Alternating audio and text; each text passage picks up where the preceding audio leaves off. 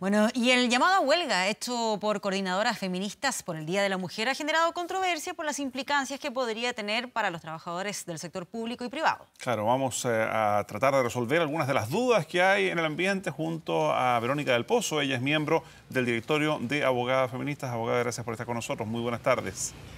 Hola, buenas tardes, Mauricio. A ver, lo primero es saber, claro, este llamado a huelga se ha hecho ampliamente. ¿Qué pasa con aquella mujer trabajadora que acoge el llamado y definitivamente mañana no asiste a trabajar? ¿Qué consecuencias legales podrían haber para ella? Bueno, en ese caso habría que distinguir entre las trabajadoras del sector público y las trabajadoras del sector privado porque hay regulaciones jurídicas que son diferentes.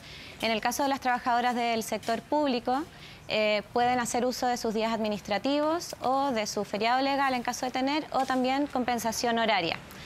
Si no hace uso de estos mecanismos que están establecidos para que pueda no asistir al lugar de trabajo, la trabajadora también podría ser sumariada y en algunos casos podrá establecerse alguna sanción como el descuento del día o bien una amonestación verbal o escrita.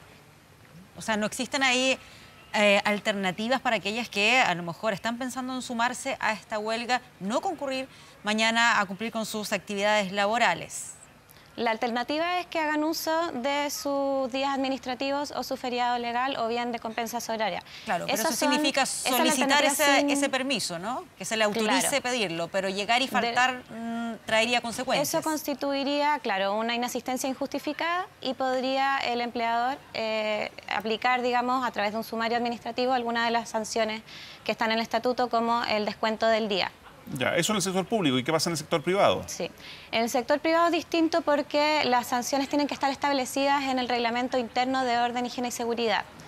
En ese caso hay que revisar lo que dice este reglamento y por lo tanto va a depender, digamos, del criterio del empleador si aplica o no aplica sanciones.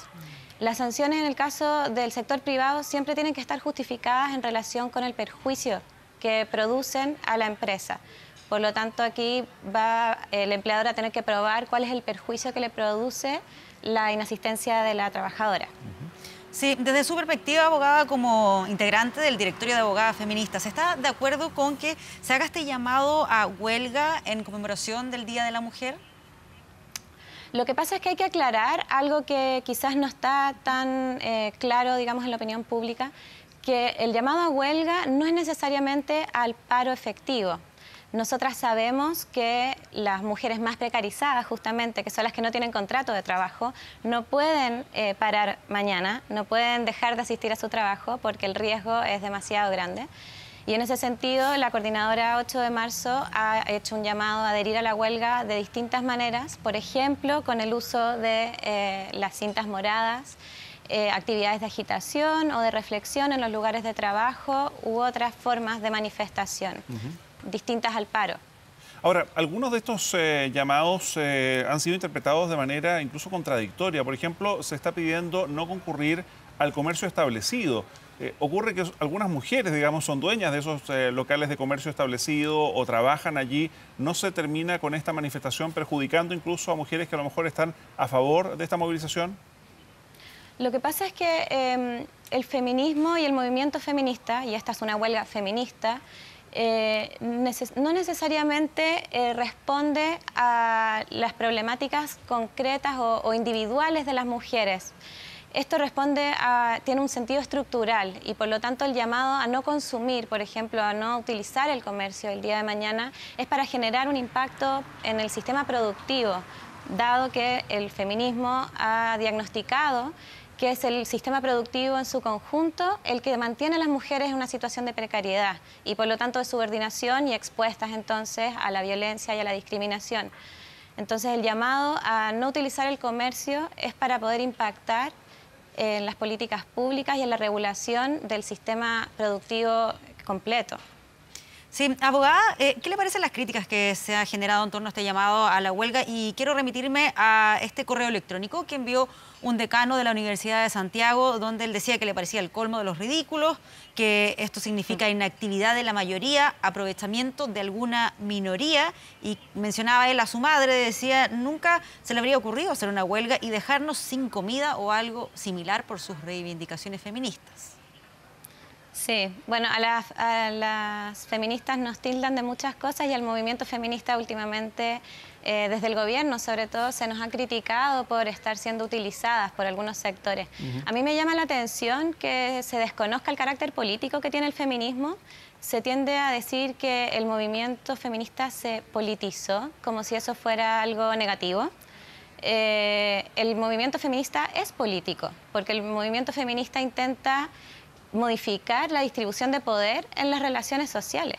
Por lo tanto, sí vamos a incomodar. Las formas en que decidimos manifestarnos tienen que ser incómodas para la sociedad y por lo tanto me llama mucho la atención que desde fuera del movimiento feminista nos digan cómo las feministas tenemos que manifestarnos. Desde ese punto de vista, cuando se dice que el movimiento es un movimiento político en sí, ¿ser feminista es ser de izquierda? Esa es una pregunta muy recurrente. Sí. Yo pienso que, bueno, y desde Abofem hemos problematizado mucho este tema. Nosotras no creemos que necesariamente hay que ser de izquierda para ser feministas, pero sí creemos que el feminismo es incompatible con algunas posturas de políticas públicas neoliberales que intentan disfrazar el feminismo como una lista de reivindicaciones, por ejemplo, la incorporación de las mujeres al mundo laboral, sin considerar en qué condiciones se incorporan las mujeres a ese mundo laboral. Nosotros no queremos incorporarnos al mundo laboral en las mismas condiciones precarias que están nuestros compañeros, porque además nosotras tenemos que llegar a la casa a cumplir una doble jornada. Entonces, el movimiento feminista plantea modificaciones radicales al sistema productivo y repensar las relaciones de producción y de reproducción de la fuerza productiva. Y en ese sentido sí es incompatible con las políticas que intentan conservar el sistema hegemónico vigente. Sí, y lo otro, perdón, dentro de la corriente, llamemos feminista, hay diferentes tendencias y hay una de ellas más radical que se autocalifican incluso de separatistas. ¿Qué pasa con aquello, digamos? Porque ello también ha llegado incluso a ser ridiculizado cuando se excluye derechamente a lo masculino, se excluye a los hombres, incluso en el momento de tomar una decisión. Por ejemplo, en el momento de votaciones, está bien, votamos todos, pero el voto de los hombres, por ejemplo, no vale. Sí, creo que es importante distinguir el separatismo como teoría política y como práctica política. Como teoría política, el separatismo plantea... digamos, el feminismo, perdón, no plantea necesariamente el separatismo porque lo que plantea el feminismo es un cambio en la estructura social que permita a hombres y mujeres desenvolverse libremente y relacionarse en una convivencia sana. Por lo tanto, los hombres no están excluidos teóricamente del feminismo. Como práctica política, el feminismo ha tenido espacios separatistas y yo creo que el separatismo tiene sentido en algunos espacios. Las mujeres necesitamos algunos espacios resguardados de los hombres para poder hablar de los problemas que nos han afectado históricamente, para poder hablar de cuestiones que a veces son muy íntimas y que nos cuesta hablar delante de los hombres.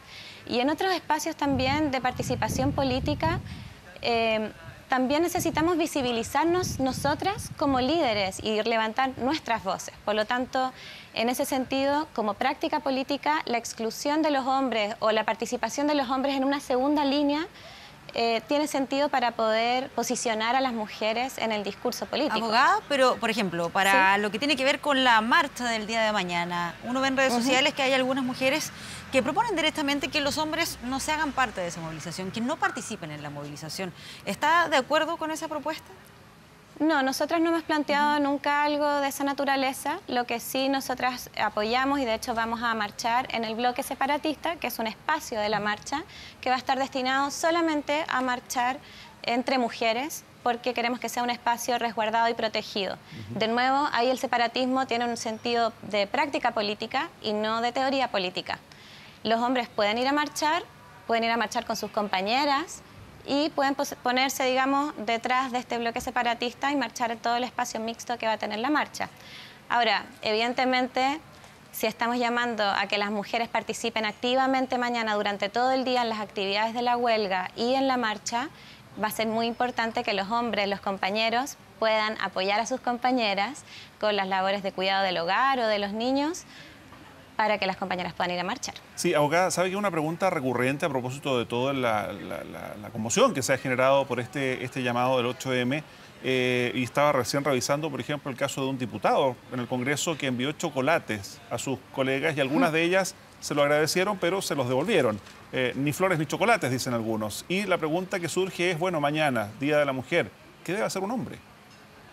Sí, yo creo que no hay que ser tan duras con los hombres, porque tanto hombres como mujeres estamos en un proceso de construcción permanente y nadie tiene superado, digamos, el patriarcado ni una credencial feminista. Estamos todos metidos en un mismo sistema patriarcal que nos ha permeado de prácticas y de ideas que digamos, tenemos muy pegadas en la piel. Entonces, yo no sería muy juiciosa con los hombres que mañana quieran tener un gesto amable, pero sí aprovecharía la instancia para poder educarlos y contarles que el día 8 de marzo no es un día de celebración de las mujeres, sino es un día en el que conmemoramos la lucha sindical de muchas mujeres que en la historia murieron reivindicando sus derechos laborales. Por lo tanto, no es un día para celebrar, sino un día para levantar la lucha, ¿no?